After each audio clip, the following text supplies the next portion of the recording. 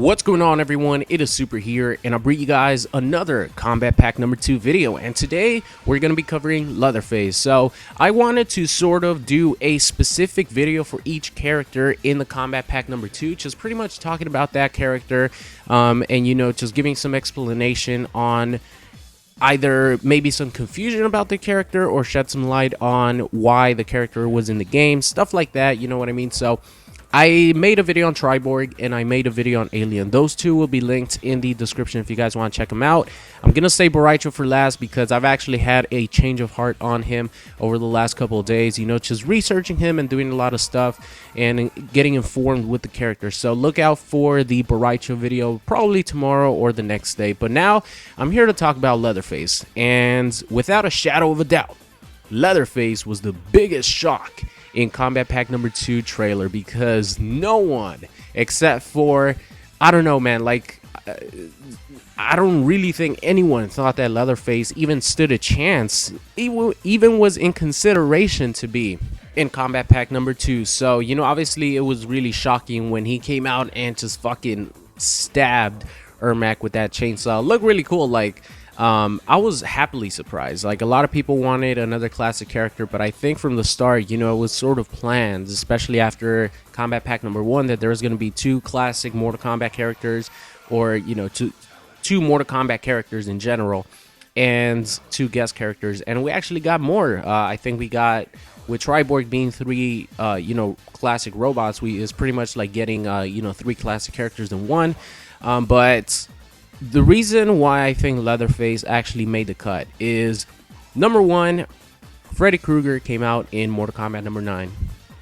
Jason came out in Mortal Kombat X. And those 2 movie franchises are actually owned by New Line Cinema, which is owned by Warner Brothers. So, in my opinion, I think it wasn't really 100% NetherRealm who said, all right, let's make another, or let's bring in another classic horror icon, because we already have the pretty much rights to use them, because Warner Brother owns the rights to that movie franchise. I actually think it was Warner Brother themselves. They actually came to NetherRealm and told them that they wanted this specific character in the game.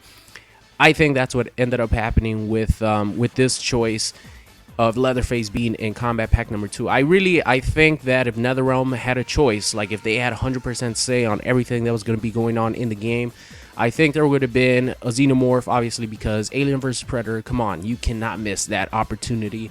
But Leatherface, I think, would have been excluded if it was 100% up to NetherRealm Studio. But realistically, that's not how game development works. Of course, the company that owns NetherRealm Studio is Warner Brothers. So, of course, they want to sell as many copies and as many, DLC content as possible for their game.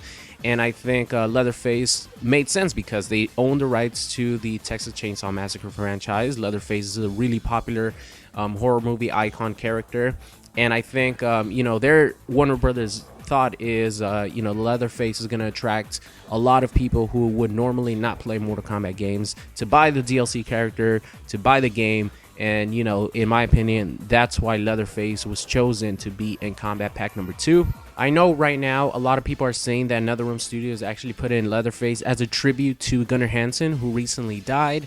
He was the original actor for Leatherface from the, 1972, like the original Texas Chainsaw Massacre.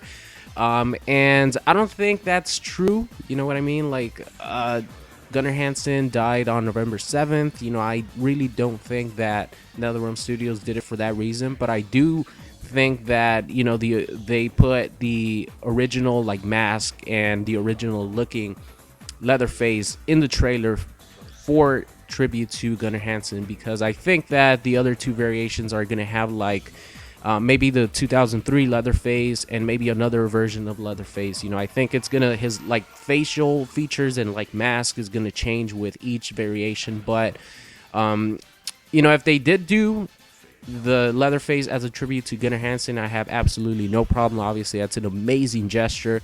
But I think that Gunnar Hansen died on November 7th. God rest his soul. He was an amazing actor. I don't think that they did it for that reason. I think it was more Warner Brothers Studios wanted Leatherface to attract more casual audience, to, you know, maybe come and buy Mortal Kombat X. So that's gonna be it, guys. I'm really looking forward to playing Leatherface. I'm not gonna lie, like, I might be in the minority here, but Leatherface is, you know, I'm a huge fan of the Texas Chainsaw Massacre movies. I always have been, and I'm really looking forward to what they're gonna do with the other two variations, because Leatherface doesn't, or he does have more tools to kill people, but they're like, it's like a hammer, like a knife, a cutting knife to cut off, you know, a person's face. But the chainsaw is what he's most known for. So I'm sure that, you know, one variation is going to be like the main chainsaw one. Like, I really don't think all three of them will have the chainsaw. Maybe, who knows, like the chainsaw might go throughout all three variations, and then, you know, you might have some other stuff added to the other variations, but I don't know, we'll see. Really looking forward to play Leatherface, man. Oh my god, I think he's gonna be the first DLC character, so I'm really happy about that. So can't wait to play him. Let me know what you guys think in the comment section, and I will see you guys next time.